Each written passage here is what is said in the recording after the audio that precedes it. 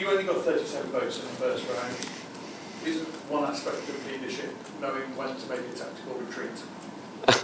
You say only. I'm a backbench MP, and I'm the first person to have,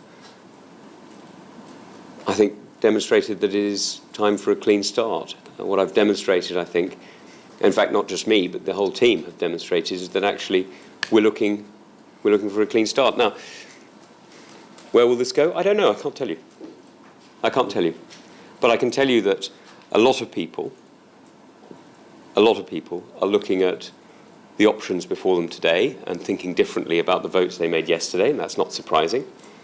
It's absolutely not surprising. That's, when you say a sophisticated electorate, that's, I think, what people mean. So we're going to have to see where this goes. But I offered to serve, and that's what I'll do. And it's up to others to decide whether or not they wish to have me. And that's, I'm afraid, how democracy works.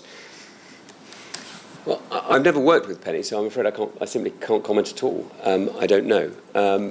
I think that, look, this is a pretty tough job interview, and it's quite extraordinary how many people who know you in various different ways over your life, people who know you from your former existence, come out and say things about you publicly when you're running for an office like this. And it's not always easy, but I think it's fair, because if you're running for an office like this, it is fair that those who know you express views, and some of them are going to be nice, and some of them less so. You know, but this is a really short interview round for a hell of a big job. I don't think it's that surprising that people who know all of us are pretty vocal about what they think of us. And I've had some friends say some very nice things about me, and I've had some people who I thought were friends saying things that were not quite so nice about me. So, you know, we all have to roll with it. That's part of the game. In the last few weeks and months, I can tell you that I have noticed that the car is getting more expensive to use. £1.90, well, it's very often a bit more than that, actually. It's more £1.95 in my area.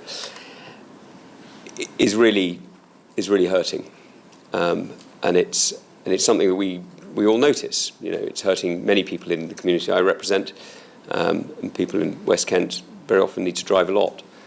People across the country. The moment you leave this place, the moment you leave Westminster, a lot of people are entirely reliant on their cars. So the price of fuel is a real issue for all of us. And as winter is coming, sorry to misquote Jon Snow, we're going to find ourselves thinking much more about the price of gas as well. And that's why I think what we need to be doing is a couple of things quickly and a couple of things slightly in the longer term. The quick things to do are to lower the price of fuel, the 10 pence fuel duty levy that I've been talking about. Because I think that's really important in saving people money today, now, actually putting money in people's pockets immediately. The second is to look at the green levy. Now, I'm not going to argue that we don't need investment in green technology. Of course we do. It's absolutely necessary. And there are ways of releasing money from Solvency II pots that are at the moment dead money, as you know, held in bonds, then could become live money released into equities. So I hope that we'll look at that. And in any government I lead, we will look at that to make sure that green energy investment is there.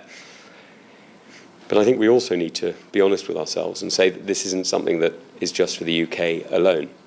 You know, earlier this week, Russia closed the taps on Nord Stream 1. Now, that wasn't because of an energy issue with the pumping station or the supply. It was done exclusively in order to exert leverage over Germany and over Europe. We need to be realistic that if we don't have a long-term energy plan, if we don't have what I'm going to do, which is an energy resilience plan, then what we're going to do over years is we're going to find ourselves more and more dependent. So for me, green energy, it's not just about net zero, but net zero is important. It's actually about security. It's actually about our ability to have a stable economy, to have a stable price that our businesses can rely on.